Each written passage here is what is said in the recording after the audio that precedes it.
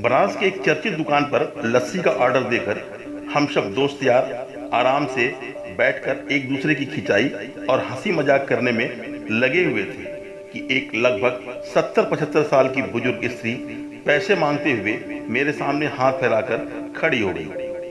उनकी कमर झुकी हुई थी, चेहरे की झुर्रियों में भूख तैर रही थी, नेत्र भीतर को धंसे हुए किंतु सजल थे। उनको देखकर मन में जाने क्या आया कि मैंने जेब में सिक्के निकालने के लिए डाला हुआ हाथ वापस खींचते हुए उनसे पूछ लिया, दादी लस्सी पिएंगी? मेरी इस बात पर दादी कम अचंभित हुई और मेरे मित्र अधिक, क्योंकि अगर मैं उनको पैसे देता तो बस 5 या 10 रुपए ही देता, लेकिन लस्सी तो 25 रुपए की एक है। इसलिए लस्सी पिलाने से मेरे गरीब हो जाने की और उस बूढ़ी दादी के द्वारा मुझे ठग कर अमीर हो जाने की संभावना बहुत अधिक बढ़ गई थी। दादी ने सकुचाते हुए हामी भरी और अपने पास मांगकर जमा किए हुए 6-7 रुपए जो थे वो अपने कांपते हाथों से मेरी ओर बढ़ाया। मुझे कुछ समझ में नहीं आया तो मैंने उनसे पूछा, ये किस लिए?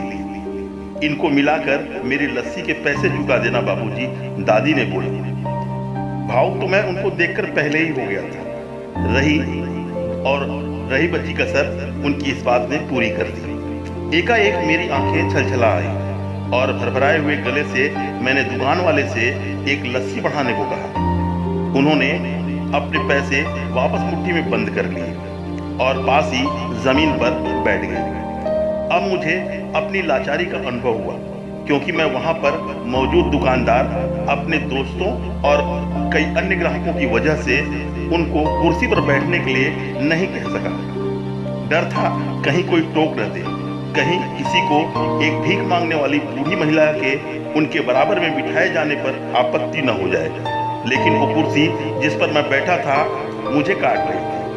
लस्सी कुल्हड़ों से भरकर हम सभी मित्रों और बूढ़ी दादी के हाथों में आते ही मैं अपना कुल्हड़ पकड़कर दादी के पास ही जमीन पर बैठ गया, क्योंकि ऐसा करने के लिए तो मैं स्वतंत्र था।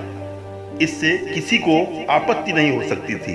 हाँ, मेरे दोस्तों ने मुझे एक पल को घूरा जरूर, लेकिन वो कुछ कहते उससे पहले ही दुकान के मालिक ने आगे बढ़कर दादी को उठाकर कुर्सी पर बैठा दिया और मेरी ओर मुस्कुराते हुए हाथ जोड़कर कहा, ऊपर बैठ जाइए साहब, मेरे यहाँ ग्राहक तो बहुत आते हैं किंतु इंसान कभी कभार आते हैं।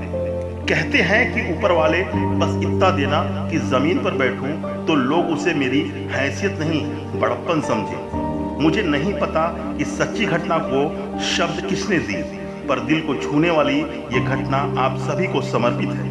उस बेहतर इंसान को नमन, शब्दों से अंकित कर मुझ तक भेजने वाले को नमन और लस्सी के दुकान के उस मानवीय संवेदना वाले दुकानदार को नमन। कुछ ऐसी ही बेहतरीन संवेदनाओं से भरे सत्य और सात्विक शब्दांशों के साथ मैं एडवोकेट अशोक कुमार सिंह आपसे जल्द मिलूंगा। सत्य कहानी साथ अच्छी लगी हो तो चैनल को सब्सक्राइब कर घंटे को दबाना न भूलें। कहानी कैसी लगी कमेंट में हमें जरूर बताएं।